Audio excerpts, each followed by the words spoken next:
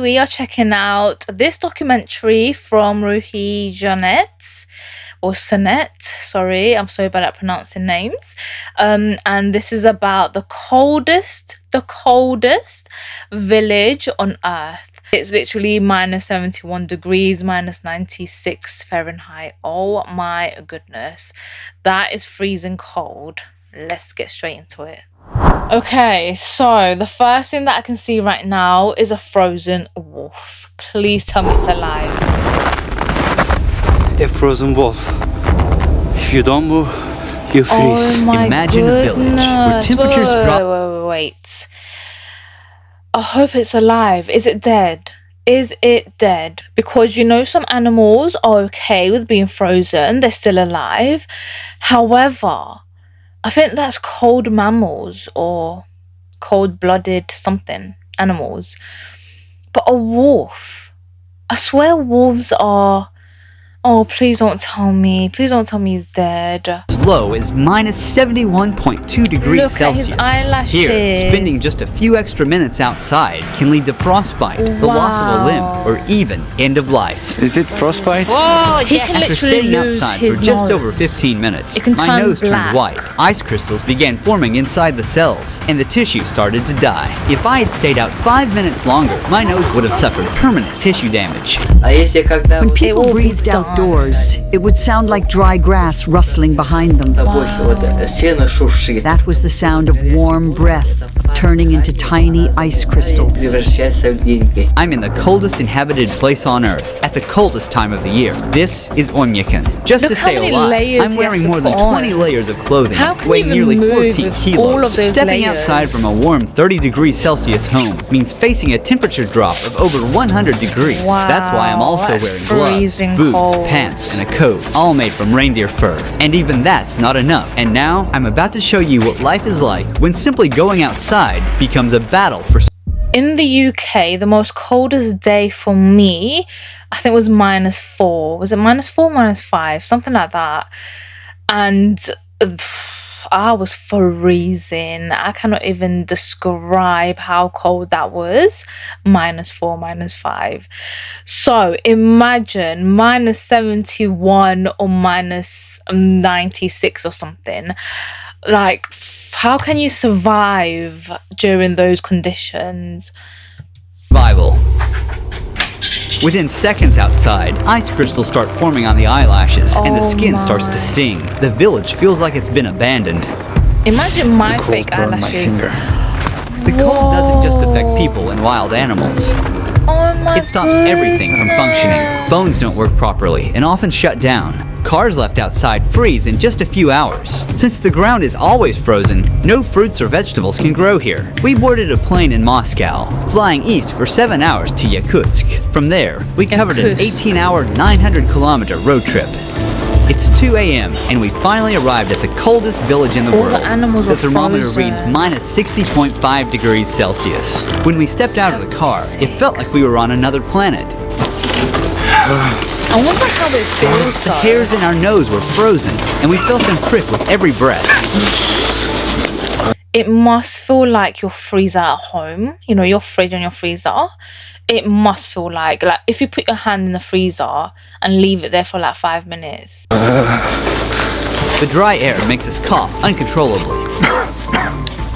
Oymyakon is home to around 800 people, spread across 1.5 square 800 kilometers. people? Seeing Not a anyone else lot. outside is almost impossible, as if time itself has frozen in this place. It's really cold. We are walking for about 15 minutes. As you see, my friend's eyelashes are full of ice. You can see another ice droplet on his upper lip. Oh my god. Oymyakon, our land surrounded by mountains. It gets brutally cold here. The temperature drops to -63 degrees Celsius or even -64 degrees Celsius. Because Oymyakon is located in a basin, there's hardly any wind. The cold just settles in and stays. In this region, the ground stays frozen all year round. This layer of frozen earth is called permafrost, and it can reach hundreds of meters deep. To survive the cold, the villagers built a central heating system. A single coal-powered boiler sends heat to most homes through pipes. The system must run non-stop. Even a short failure puts everyone at risk. The interiors of the houses differ from traditional village homes. Heating pipes connected to the central boiler run through the rooms to keep the houses warm. To build on the frozen ground, thick wooden beams are first laid down to create a flat base. Then, the main logs go on top. A 30-centimeter thick subfloor is added, followed by insulation, and finally, the finishing floor. Each wall is made of 7-layered materials. There's wood on the outside, then basalt wool as the main insulation barrier, then plaster, mesh, foam insulation, another layer of plaster, and finally, a wooden panel inside. The window. But who came up with that though? Like someone had to go there, live there, and like make it all up. So like, you know, calculate, oh, how many walls do I need for me to be insulated in my own home? Windows are triple glazed, forming a vital barrier against the bone-chilling temperatures, and the attic is insulated with sawdust and soil. Combined with a stove or heating system, this setup keeps the residents warm. In nearly every building, the entrance room is intentionally left unheated. We freeze everything in the front room. Look at this refrigerator, natural. Here, I have frozen milk and frozen meat that I store in the cold. As you can see, these first 2 rooms at the entrance used for storage and as a refrigerator. These unheated rooms also serve as a buffer against the freezing cold. You can see ice and snow covering the interior of the room, especially the ceiling. In Oymyakon, the day begins early. Yakutia is already at the barn. Cattle farmers here wrap a cloth around the cow's udder to protect the sensitive tissue from frostbite and to keep it clean. The udder isn't at risk of freezing anymore, but once the milk starts flowing, we have to be careful. Because of the extreme cold in Oymyakon, no water pipes run to the buildings. They would freeze almost instantly. The cows must step out into the cold every morning and make their way to the river to drink. One by one, they step into an icy hell, moving quickly, knowing they must return before the cold becomes too harsh. Their hair became crusted with ice almost immediately. Oh, this is hurting my heart. Imagine being able The river is not actually frozen so because sad. it's coming fresh from the mountain, underground spring water. But I feel like they're all used to and it. keeps this part of Even the the river people that are living unfrozen. there. Then all of a sudden, my whole face went just numb. so I used couldn't to move the it. muscle on the left side, like I was having facial paralysis. When my nose started freezing, Yakutia noticed right away. That is scary. Is it frostbite? Yeah. The cold shrinks the blood vessels and eventually reduces blood circulation. Without enough warmth, water inside each cell freezes into ice crystals, causing the cells to rupture and triggering a stabbing pain and tissue You to better cover die. that now. You should cover your face like this. While covering your You face. can lose your hands. Be careful, even or it your might turn nose. black. From this point on, until the end of the documentary shoot, I won't be able to stay outside for more than 10 minutes at a time, or my already frostbitten nose could get even worse. But as the documentary progresses, and the temperatures drop even further, we'll be pushing our limits to show you what survival here truly demands. Here is the cure. This is aloe and just alcohol. She's not even You covered soak up it like that- this that and apply it much. to the area that's frozen. Ain't she cold? And don't rub it, okay? Otherwise, you'll damage the vessels in the capillaries, and it'll lead to sores. Then Yakutia began her daily chores by hanging freshly washed clothes in the yard. Within just minutes, they completely froze solid. Her clothes are completely frozen. My hands are freezing.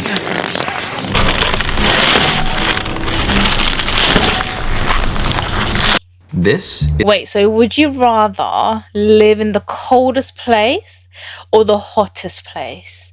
If you had a choice, which one would you choose? I think for me, it has to be the hottest place. But then, how are you going to cool down though if there's no fans or, you know? But then, whereas if you're in a cold place, you can like wrap up warm and make yourself warm. You can have tea and all of that. Ugh, that's tricky. That is tricky. The barn to milk the cows. I keep Yakut cows because they produce really high quality milk. The fat content can reach 7 to 8%. I feel so sorry for the As you can cows see, there are because they have to some live ice in and those snow covering the conditions, ceiling, freezing cold. but here is warm. The sides are also covered in snow. You can How's see it some warm? droplets from the ceiling. That is because of the humidity. The air is thick with the smell of hay, warm milk, and livestock. Now we are gonna meet a horse master. We're about to see the wild Yakutian horses in their natural habitat. Mikhail, Ruhi. here are the Yakut horses. The conditions here are so harsh that only they have been able to adapt. What is the temperature today? It's somewhere around minus 50 degrees Celsius here. It's also hard to be outside for a long time. We have a system of fences in the open area. They mostly graze freely. These Yakutian horses don't need heated shelters, as they can endure minus 70 degrees Celsius outdoors, day and night. Unlike regular horses, they are short. This also helps them to stay outside during winters, because short body means it can radiate heat to a smaller area. Their body looks very puffy, very rich in fat and round. This is because of their thick fur. And also their horseshoes are very tall, allowing them to stand on this freezing ground very long time. They're not captured. They're just being fed here. Their body means food. This is horse meat. They eat it here. As you can see, it got a lot of fat. This is one packet, a packet of a horse meat. This was ordered and it's going to be sold to a customer. This large pile of hay has been stored since summer. It's the main food supply for the horses during winter. They can't even run properly. Look how cold Mikhail they are. offered us a taste of his horse's Poor meat and liver, things. which is only eaten raw and frozen in this region. Raw horse meat. It's full of vitamins and good stuff. They can eat Since we it don't now. have fruit or vegetables here, we get our vitamins from meat. I've never tasted horse meat feel the before. taste of it because it is frozen. This is the liver. In Oymyakon, daylight lasts only about Oh, 4.5 wow, so hours in dark. January. It's 3 p.m. now. As darkness falls, we're calling it a day. Sorry guys, so many ads. Before cars, animals like horses, cattle, and of course reindeer were used for transportation. Reindeers are very important in this region, not just for transportation, but also for its meat, skin, and also milk. About half a kilometer beyond the village center, frozen forest of Oymyakon begin. In this village, most people herd animals for a living, but for those like Ivan, hunting becomes the main source of income. I am a man of the forest. These lands are my hunting grounds, and here is my tent, my home.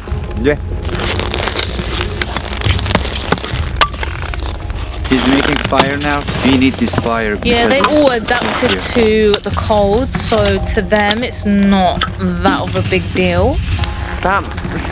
We must walk on the paths. The ice underneath is thin. We made our way to the frozen river to check the fishing net he had set the day before. Ivan warned our cameraman just in time. He was about to step onto a cracked patch of ice. One wrong step could cause him to fall into the water. Oh, hey!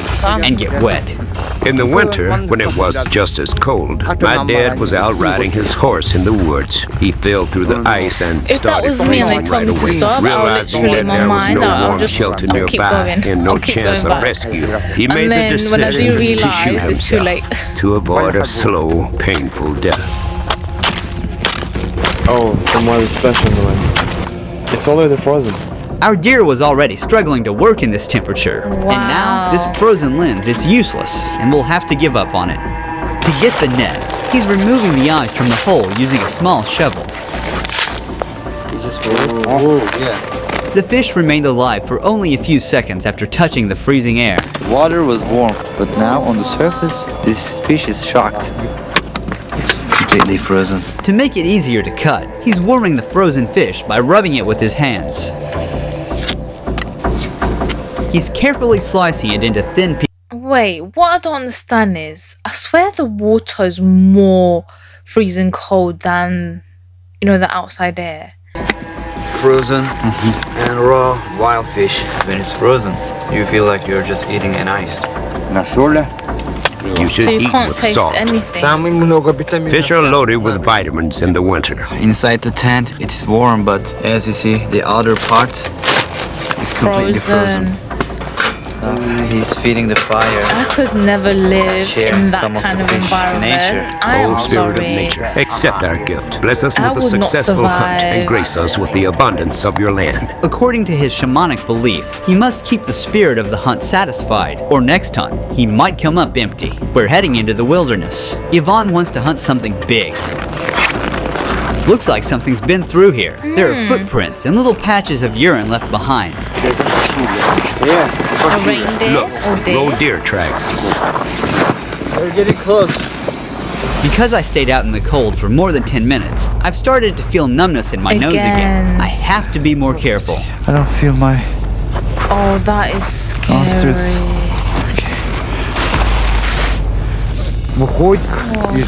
From that side, it ran towards the forest. That's where I'll set the trap.